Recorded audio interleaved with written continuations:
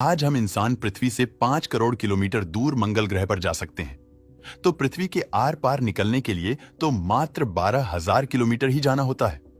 तो हम पृथ्वी के आर पार गहरा खड्डा क्यों नहीं कर सकते हैं?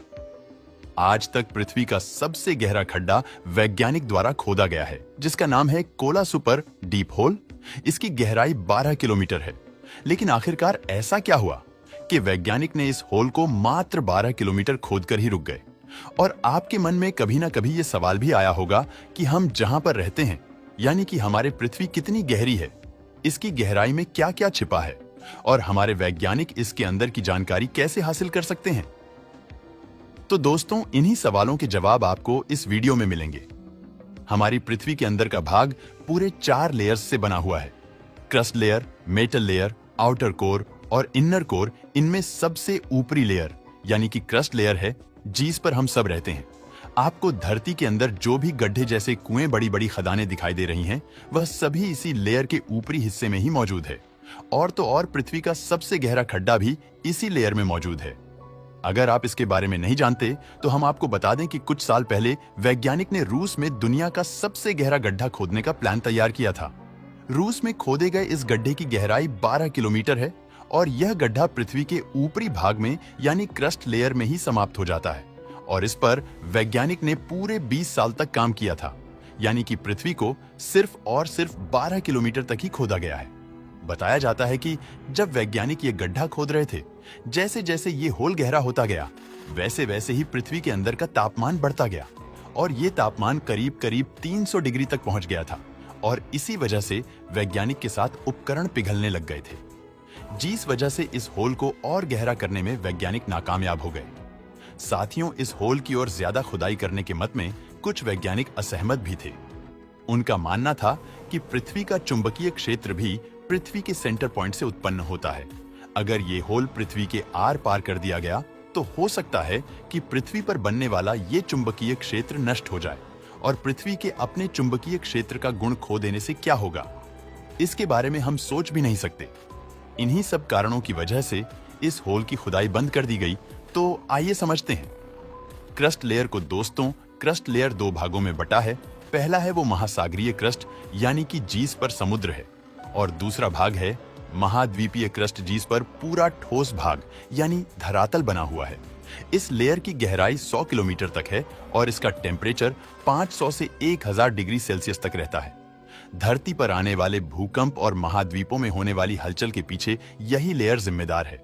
इस लेयर में धरातलीय जल, पथरीली चट्टानें, सिलिका और कई धातुएं मौजूद हैं, जिनको हम निकालकर यूज करते हैं। अब जानते हैं धरती की दूसरी लेयर यानी कि मेटल लेयर के बारे में। क्रस्ट लेयर से आगे बढ़ने पर आती है मेटल लेयर, जिसकी मोटाई 100 किलोमीटर से शुरू होकर 3000 किलोमीटर गहराई तक फैली हुई है। पृथ्वी का यह मेटल भाग बेहद गाढ़ा गर्म लावा है और इसका तापमान 4000 डिग्री सेल्सियस से 5000 डिग्री सेल्सियस तक है। यह सिलिकेट रॉक से बनी है और इसमें मैग्नीशियम और लोहे की काफी ज्यादा मात्रा है। दोस्तों, क्रस्ट लेयर और मेटल लेयर को पार करने के बाद हम पृथ्वी की तीसरी लेयर यानी कि कोर लेयर पर पहुंच जाएंगे। कोर लेयर पृथ्वी के सतह से 3000 किलोमीटर से शुरू होकर 6400 किलोमीटर नीचे तक होता है। इस परत में बहुत भारी धातु मौजूद है, जिनका आयतन और घनत्व ज्यादा है। यहाँ लोहा और निकल धातु की मौजूदगी सबसे ज्यादा है। कोर का भारी हिस्सा लिक्विड रूप में है और बहुत सारे हेवी मेटल्स का मिश्रण एवं सिलिकेट कोर, जो इसे दूसरी परत से अलग करती है। कोर को मुख्य 2 भागों में बांटा गया है। पहला है आउटर कोर और दूसरा है इनर कोर। आउटर कोर, जैसा कि इसके नाम से ही पता चल रहा है कि आउटर कोर को बाहरी भाग कहते हैं।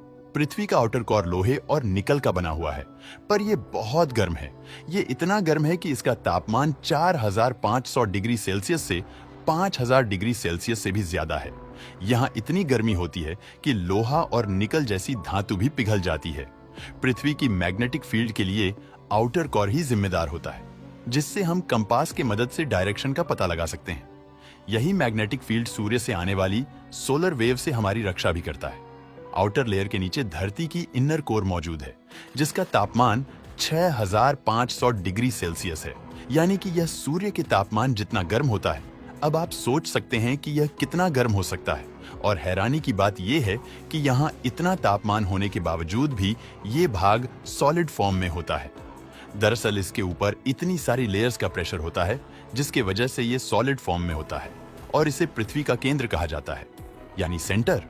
इसे हम इस प्रकार से भी समझ सकते हैं कि अगर हमें इस गोलाकार पृथ्वी के सेंटर पॉइंट पर जाना हो तो हमें 6400 किलोमीटर गहरा गड्ढा खोदना होगा। चलिए दोस्तों, अब हम जानते हैं ये सब रिसर्च कैसे मुमकिन होती है। अगर इंसान इतनी गहराई तक जा नहीं सकता तो ये सब रिसर्च कहां से हो सकती है?